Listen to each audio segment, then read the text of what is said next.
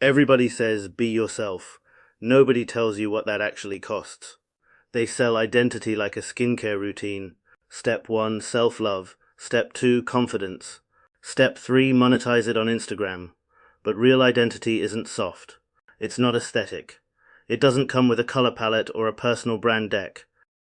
Your real identity is the thing you were trained to suppress because it was inconvenient, unsettling, or too loud for the room you were born into. And if you're honest, you already know what yours is. You've always known. You just learned early on that being you came with consequences. Identity is not a personality quiz. Let's clear the rubbish first. Identity is not your Myers-Briggs letters, your star sign, your trauma turned into a bio, your politics copy-pasted from your timeline, your soft era or villain era or whatever era TikTok named this week. That's packaging, that's vibe management. Identity is the pattern that keeps reappearing no matter how many times you try to kill it off to survive. It's the thing teachers tried to sand down, the thing employers call unprofessional, the thing family members pretend not to see, the thing that makes strangers uncomfortable for reasons they can't articulate. Identity is not what feels good, it's what feels true, even when it costs you comfort. Why most people never embrace it? Because conformity pays rent. Let's be blunt. Society doesn't reward originality, it rewards predictability. Schools don't train thinkers, they train compliance with a personality. Workplaces don't want your essence, they want your output without friction. Families don't want your truth, they want continuity. So from childhood you learn the trade. Hide the parts that cause tension, perform the parts that get applause, call the compromise maturity, and eventually you forget the deal you made. You wake up one day successful, stable, respected, and quietly hollow. That's not a mystery, that's deferred self-betrayal. The violence of normality. Nobody talks about how aggressive normal actually is. Normal says, don't ask that question, don't dress like that, don't speak like that, don't think like that, don't feel that way. Normal doesn't beat you, it erodes you. It teaches you to edit your thoughts mid-sentence, to laugh at jokes that flatten you, to downplay your intensity, to apologize for clarity. Normal turns extraordinary people into tolerable versions of themselves and then wonders why depression is everywhere. If you feel like you don't fit, that's not a bug. That's the system telling you you're not meant to be averaged out. Your difference is not an accident. Here's the uncomfortable part. You weren't randomly born with your particular mind, body, instincts, perceptions, contradictions. The world doesn't need more replicas. It needs specific lenses. Some people are born to stabilize systems. Some are born to disrupt them. Some to translate between worlds. Some to see patterns others miss. Some to ask the question that ruins the meeting. And if you're the kind of person who's always felt slightly out of phase with reality, congratulations. You're not broken. You're tuned differently.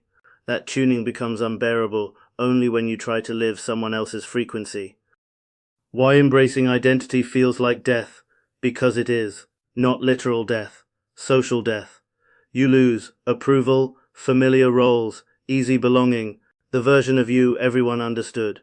When you stop performing, people panic. Not because you're wrong, because you're no longer predictable. Some will accuse you of changing. Some will accuse you of ego. Some will call you difficult, intense, dramatic, radical. Those are not diagnoses, they're withdrawal symptoms. You are removing a service you used to provide, making others comfortable by shrinking. Authenticity is not niceness. Let's kill another lie.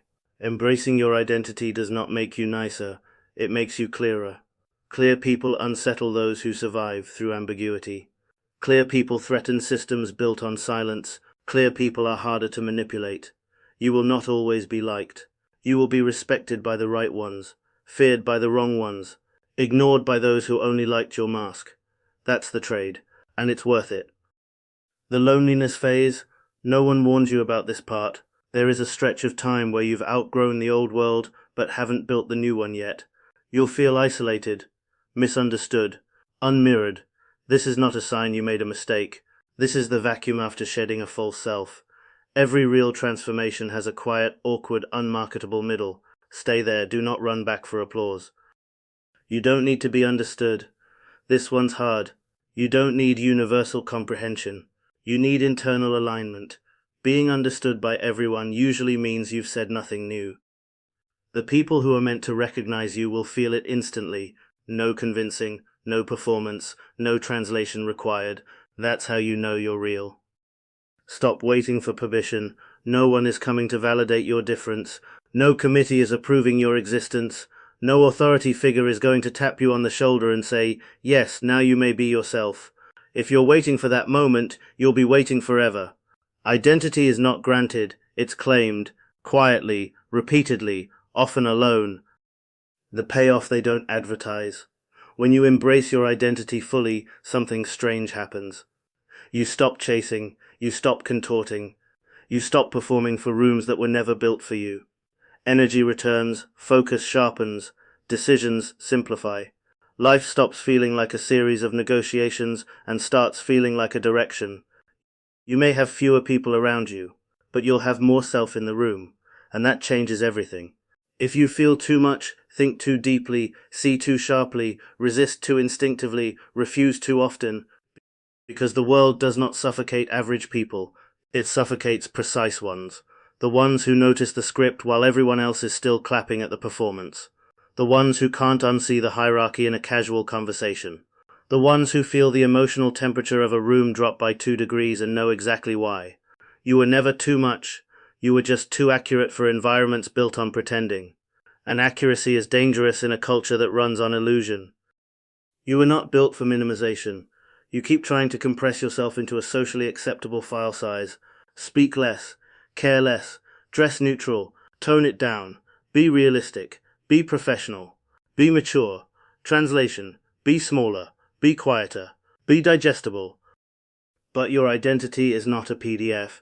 It's not meant to be flattened. Every time you reduce yourself to make others comfortable, you create a low-resolution life. Blurry decisions, blurry relationships, blurry purpose.